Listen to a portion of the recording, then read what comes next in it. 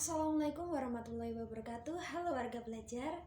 Kali ini kita akan belajar tentang simbol kearifan lokal, yaitu ragam hias media kertas.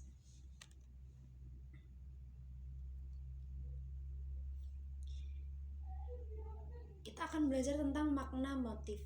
Jadi kan warga belajar pasti pernah ya melihat suatu motif-motif di sebuah karya seni, misalnya seperti batik atau yang lainnya gitu. Itu kan motifnya berbeda-beda ya.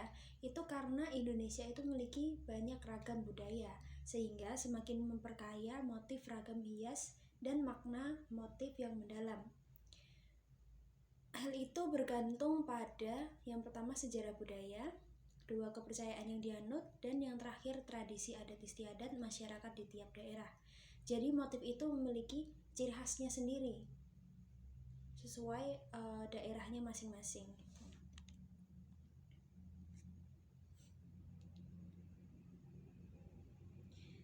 Ragam hias itu dalam bahasa Yunani disebut ornare atau ornamen, artinya menghias. Ragam hias merupakan suatu karya seni rupa dengan tujuan memperindah suatu benda dengan cara memberi gambar hiasan.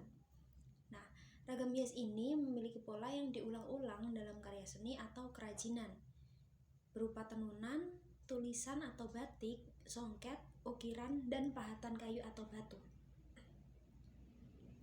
Ragam hias ini berasal dari bentuk dasar flora, fauna, dan bentuk geometris yang telah distilisasi sehingga lebih variatif. Flora itu berkaitan dengan tumbuhan, fauna itu berkaitan dengan hewan.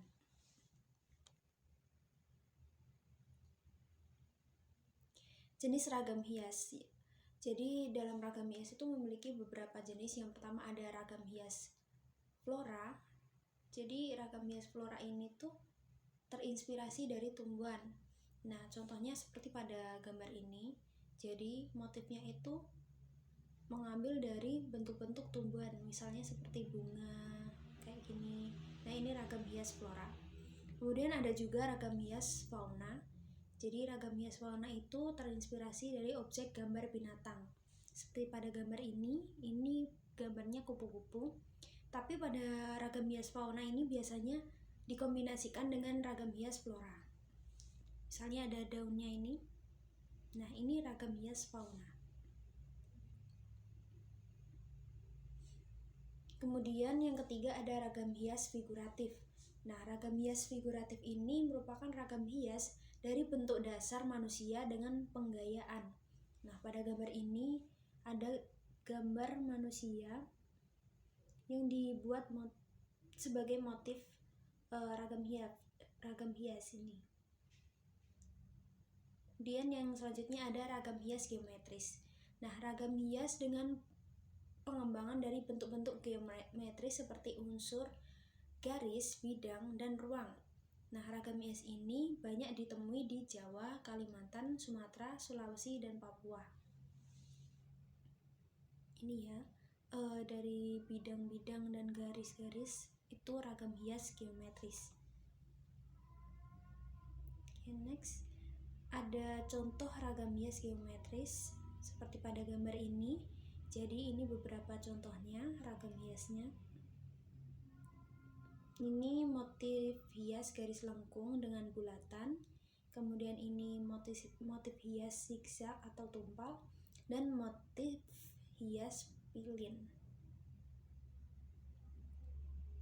Kemudian di sini juga ada motif hias geometris, motif hias meander, dan motif hias swastika.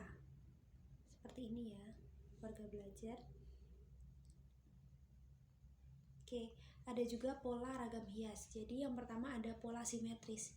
Nah, pola simetris ini susunan motif-motif itu dengan keseimbangan dan bentuk yang sama gitu loh. Jadi polanya itu menyesuaikan dengan keseimbangan dan bentuk yang sama. Kemudian selanjutnya ada pola asimetris. Nah, di pola asimetris ini komposisi tidak berimbang, memiliki proporsi, komposisi, dan kesatuan harmoni. Selanjutnya ada pola ragam hias tepi. Nah, pada pola ragam hias tepi ini pengulangan bentuk sebelumnya untuk menghiasi bagian tepi saja. Jadi pengulangan-pengulangan itu hanya untuk menghiasi bagian tepi, makanya disebut pola ragam hias tepi. Kemudian ada pola ragam hias menyudut. Nah, pada pola ragam hias ini bentuk pola itu segitiga.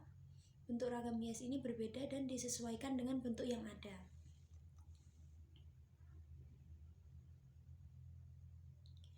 Ada juga pola gabungan. Jadi polanya itu memusat, corak berdiri sendiri, gabungan beberapa ragam hias menjadi corak baru gitu. Jadi dengan gabungan beberapa ragam hias ini membuat variasi baru, corak baru seperti itu.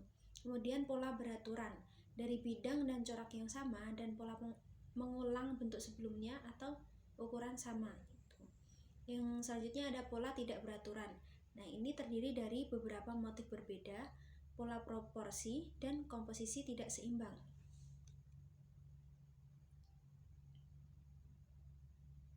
Contoh pola ragam hias seperti pada gambar ini. Ini pola ragam hias simetris seperti ini. Asimetris. Asimetris itu pola yang tidak simetris, tidak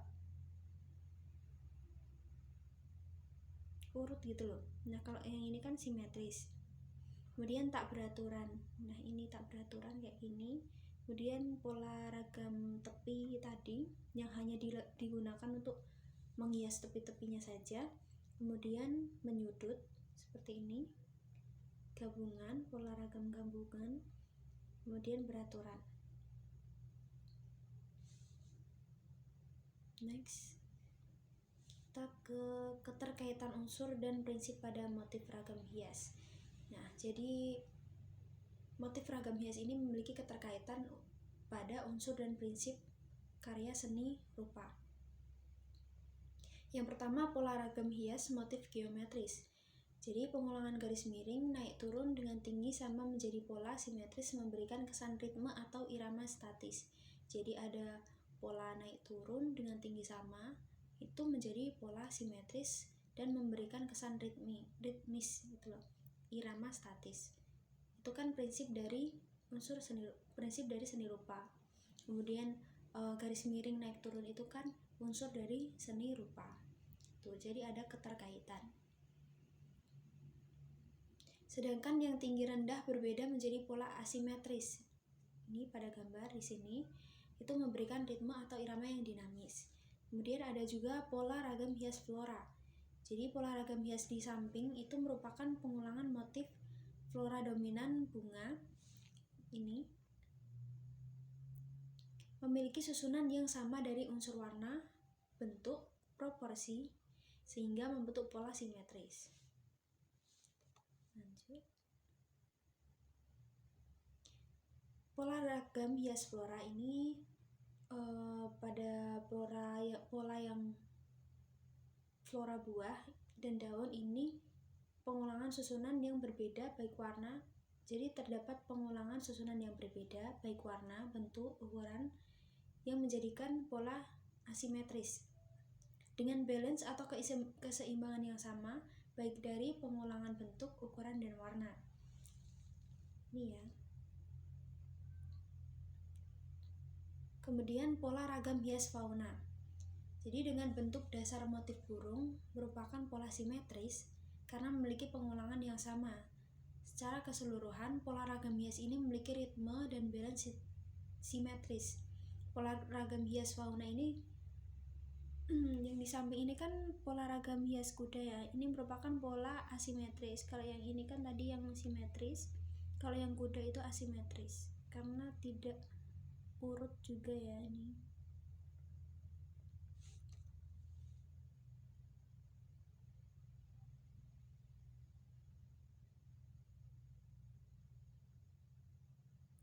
Keterkaitan unsur dan prinsip pada motif ragam hias ada juga yang terakhir yaitu pola ragam hias figuratif.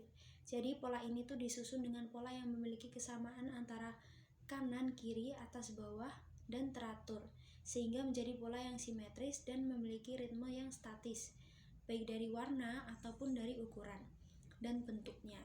Yang menjadi pusat perhatian pada pola ragam ini adalah objek figuratifnya. Ini ya, objek figuratif itu tadi apa? Yang terinspirasi dari manusia gitu.